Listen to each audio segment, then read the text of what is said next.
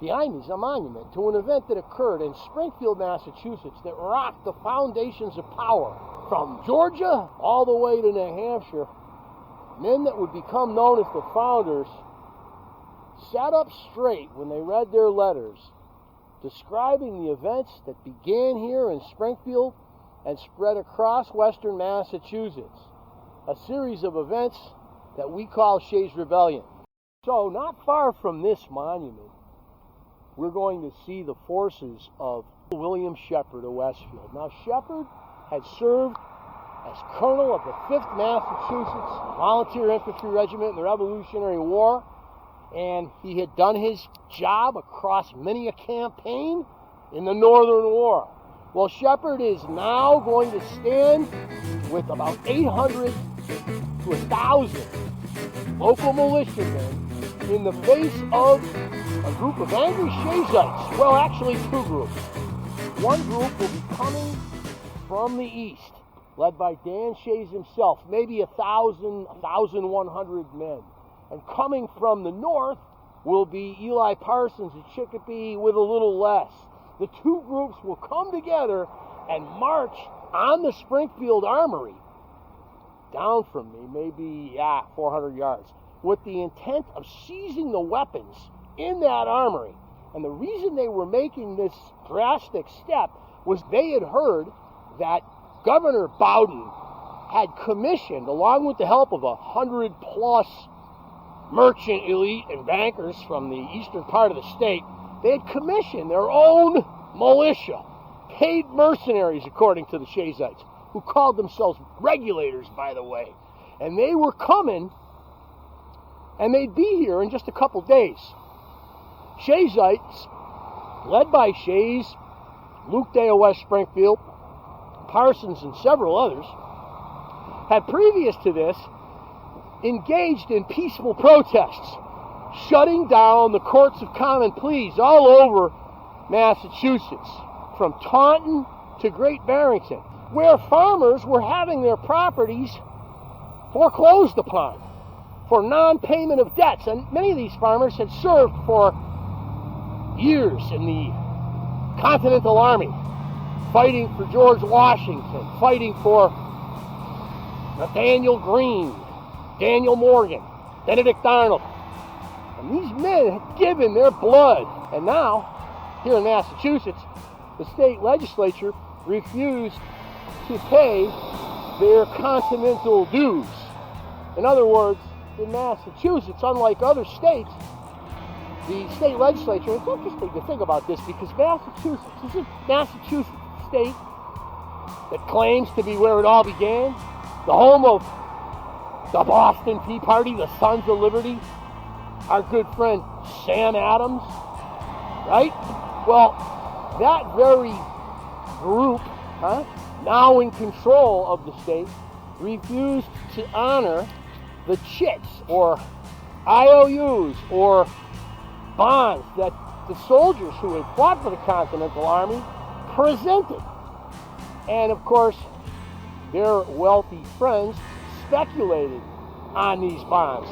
You know, the bond is to pay out $500, and it doesn't look like it's going to be coming due anytime. You, as a speculator, might say, I'll give you $100 for that IOU.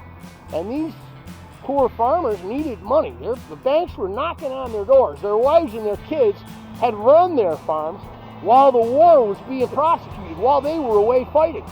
Well, now, they're willing to throw that shit down in exchange for $100, even though it's worth $500. And that money wasn't enough. They were being brought to court of common plea account by their lenders. And they were finding their homes and farms being foreclosed upon, starting in late 1785. And of course, this had led to the events of 1786 summer, where many of these gentlemen, called Regulators, had shut down the courts. I'm crossing the street here with the camera. This isn't an easy thing. I'm working without a net. And they had started shutting down the courts. You can imagine these regulators with a sprig of pine in their tri-corner hat, standing in front of a court in a mob, and a peaceful mob, I will say, telling the judge who's riding the circuit from court to court to court, a judge, there's going to be no trial today. There'll be no cases heard today, right, Judge? Banging a 2x4 or a club on their hand. And of course, the judges thought better of sitting with the courts. They basically said, okay, yeah, you're right, and went on home. And this had been done, as you've probably heard, all over Mass, from the Court of Common Pleas in Taunton, Northampton, Great Barrington, and right here in Springfield, Massachusetts, where General Shepard, the same General Shepard that will give a whiff of grape to the Shayites down the street. Hey, this is one of those cool electric chargers.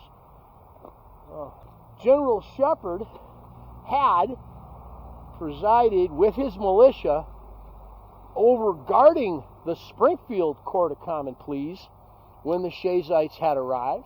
And Luke Day, who was related to General Shepard by marriage, had basically stood across the courtyard from each other at a little bit of a squaring off. And ultimately, Shepard hadn't interfered with the Shayites shutting down the Springfield Court of Common Pleas. So in December of 1786, Luke Day, from on the other side of the buildings that you see there, on the other side of those buildings is the Connecticut River. On the other side of the Connecticut River is West Springfield, severed from Springfield in the year 1774. Well, Luke Day of West Springfield, in command of several hundred Shayites, had shut down the Springfield Court of Common Pleas just below us. It would be near that clock tower called the Campanile, you see, almost directly under the sun. Shays had shut down that court under the gaze of General Shepard.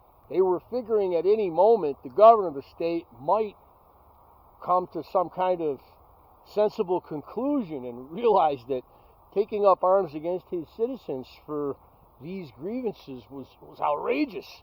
But while Shays was doing that, out east in Boston, Governor Bowdoin had rammed a force bill through.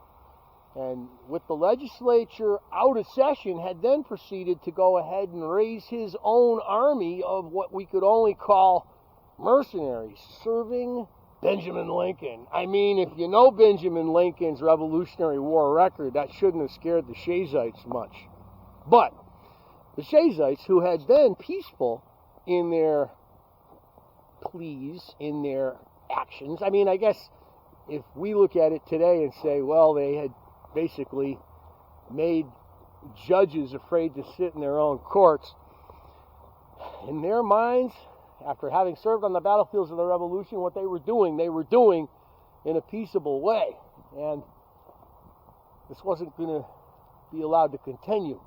With Lincoln's army marching from Boston, and it would be expected they would take 4, maybe 5 days to get out here, Shays and his men had decided that they needed to act.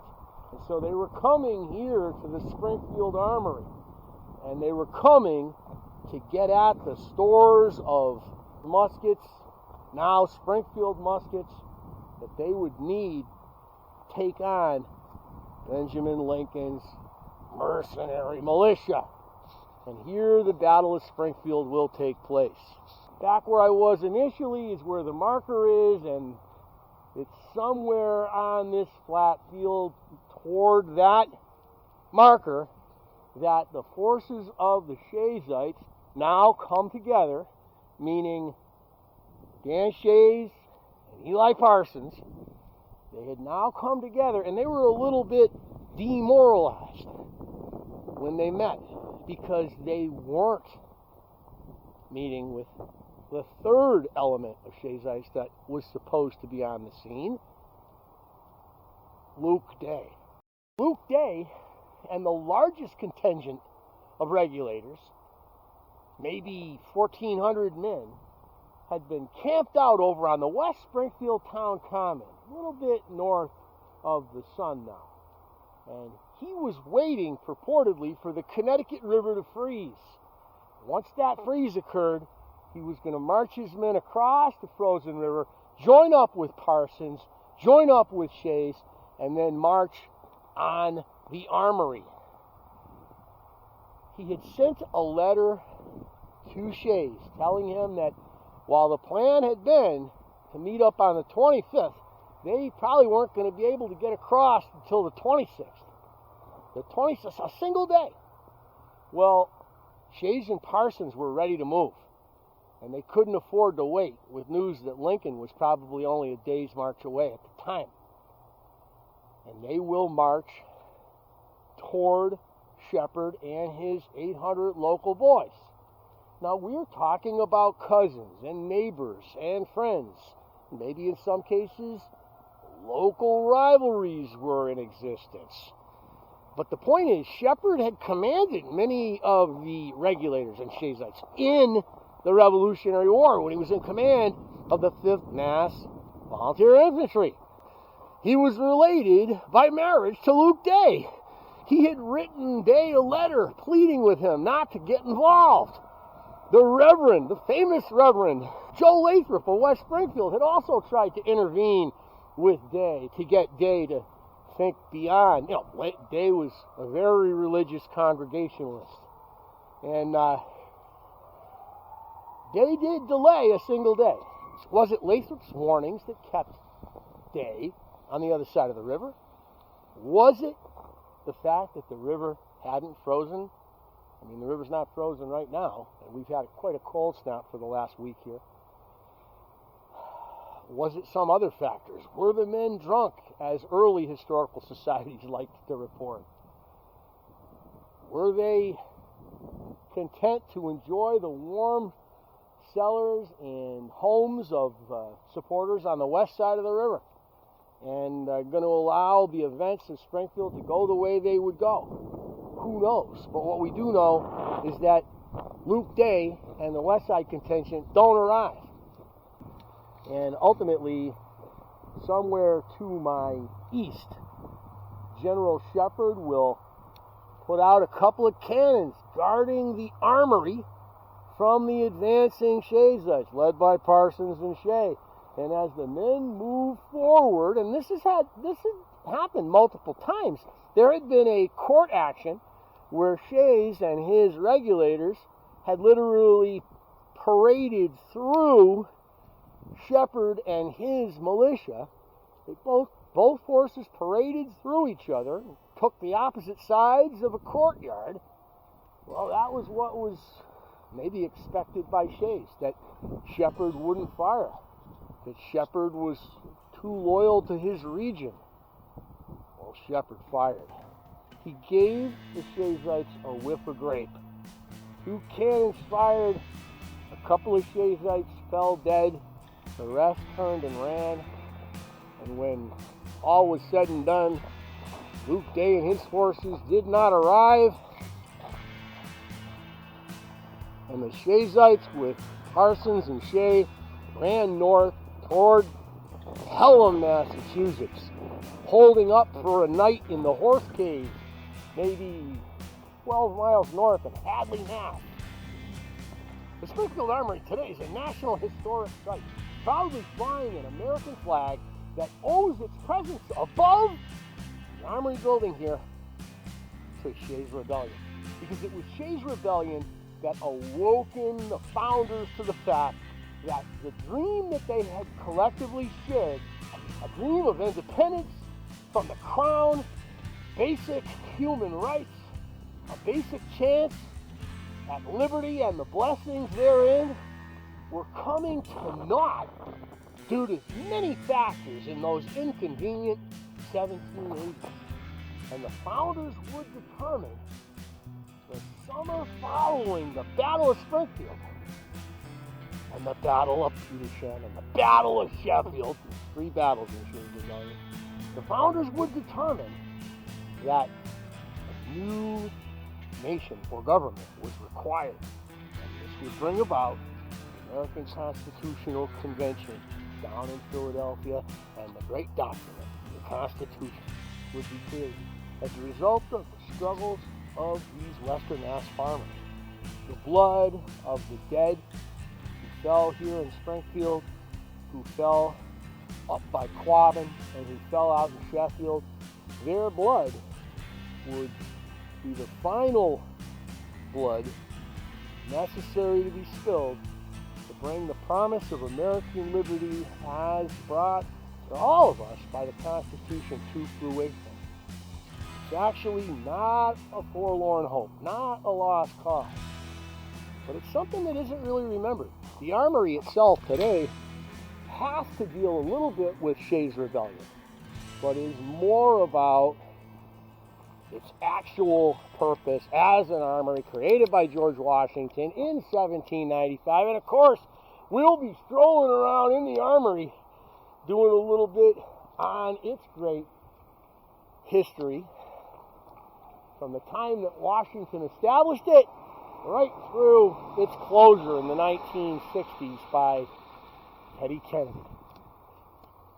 He didn't really fight hard enough for it. That's what we locals say.